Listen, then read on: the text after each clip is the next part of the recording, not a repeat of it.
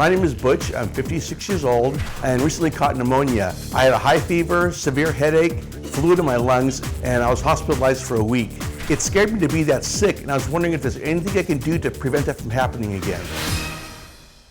The winter months aren't just cold and flu season, it's also pneumonia season. And back with some tips on how to stay healthy is Dr. Frida Lewis-Hall, Chief Medical Officer of Pfizer.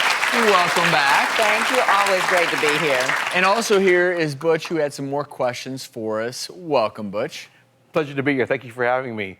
You know, I had no idea that pneumonia was such a big deal until I caught it. And I was the sickest I'd ever been in my life. Sad to say, but you found out the hard way that pneumonia is a really serious condition. In fact, in the U.S., over 1 million hospitalizations are caused by pneumonia, and it's still a leading cause of death. Now, a lot of people think you have to be elderly and in the hospital to get pneumonia, but that's not so. You can get pneumonia if you're anyone, anywhere, at any time, and any age.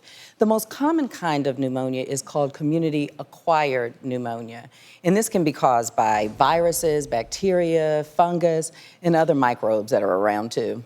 And some cases of pneumonia can be less severe, but let's look at what happens inside your body when you do have pneumonia. You know, it may start with the common symptoms, coughing that's intractable, but the pneumonia can actually occur deep down in the lung, one or both lungs. It causes inflammation. You might see fluid buildup like you see there in those small, tiny air sacs. Your body's immune response, all those inflammatory cells build up. Over time, as that infection continues, it can become more and more difficult to breathe, to get oxygen, and so that's why it gets so scary. So am I at a greater risk of getting it again now that I've had it before? If you are not elderly and if you've returned to your full health and function, then you're at no greater risk for another episode of pneumonia. Now, having said that, there are risk factors. So age is a risk factor. Smoking is a risk factor. And if you have cold and flu, you're at greater risk.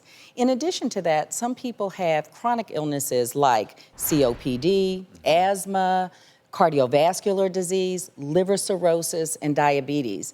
And that increases the risk for pneumonia, may put you at greater risk for a more severe case of pneumonia, and may put you at risk for having a trigger of a worsening of your underlying condition. And a lot of people at home might be thinking, what in the world do I look out for as far as symptoms? Well, symptoms of pneumonia, hey, look, it can be different for each person, but it can include fever, cough, chills, loss of appetite, and generalized weakness.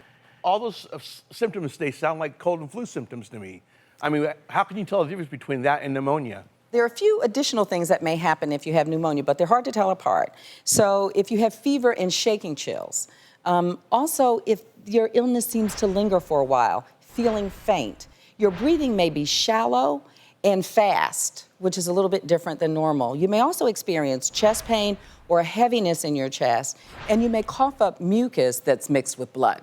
And you bring a really good point up, Butch, which is how can you tell the difference? You can't always tell the difference. But if you have these symptoms and you're worried, you really want to go get it checked out. Pneumonia is treatable. If you have symptoms, talk to your doctor right away. And of course, to reduce the risk of pneumonia, wash your hands frequently. If you eat right, get rest and exercise regularly, you can also reduce your risk. And you want to ask your doctor if there are any vaccinations that are appropriate to you. And of course, for more information on pneumonia and other interesting topics, you can go to gethealthystayhealthy.com.